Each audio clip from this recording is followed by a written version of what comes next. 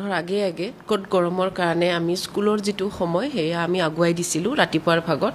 7:30 পৰা আমাৰ ক্লাছ হৈছিল আৰু আমাৰ হাই স্কুল হায়াৰ সেকেন্ডাৰী গুটেইখিনি মিলে 12:30 বজাত আমাৰ স্কুল ছুটি হৈ গৈছিল এইবাৰো আমি ৰাতিপুৱাৰ হেই একে সময় হিমাই ৰাখিম ৰাতিপুৱা 7:30 বজাতে স্কুল আৰম্ভ হ'ব লৰা ছোৱালী যেহেতু আমি আমাৰ যিখিনি আমাৰ ওচৰত খবৰ আহিছে বিভিন্ন শিক্ষা অনুষ্ঠানৰ পৰা সকলোৱে ভালেই পাইছে ৰাতিপুৱাৰ ভাগত ক্লাছ হোৱাৰ কাৰণে এটা ক্ষেত্ৰত অকমান আপত্তি কৰিছিল কেইখনমান স্কুলে যে 9 10 11 12 ক্ষেত্ৰত আমাৰ যিখন ৰুটিন সেইখন মিলাবলৈ সময় কিছু কম হৈছে গতিকে আমি এতিয়া এলপি স্কুলৰ ক্ষেত্ৰত 1 আগষ্টৰ পৰা আগৰ নিচিনাকে 7:30 বজাৰ পৰা 11:30 বজালে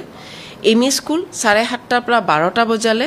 আৰু হাই স্কুল হায়াৰ সেকেন্ডাৰীৰ ক্ষেত্ৰত 7:30 পৰা যেহেতু 12:30 বজা আছিল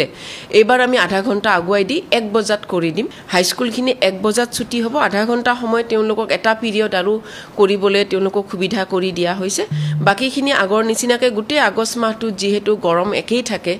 আমাৰ যেটো গ্ৰীষ্ম প্ৰবাহ একেই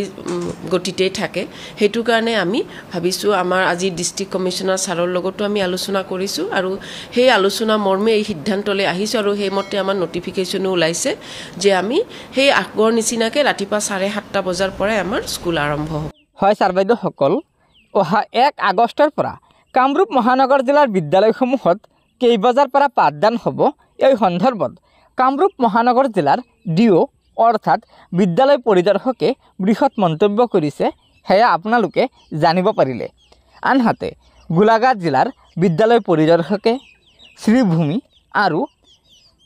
ধুবুৰী জিলাৰ বিদ্যালয় পৰিদৰ্শকে এই তিনিখন নিৰ্দেশনাৰ জৰিয়তে জনাইছে যে তেওঁলোকৰ অধীনস্থ অৰ্থাৎ ধুবুৰী গোলাঘাট আৰু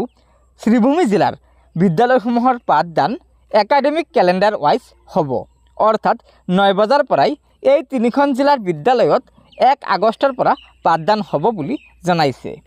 গতিকে ছাৰ বাইদেউসকল এয়াই আছিল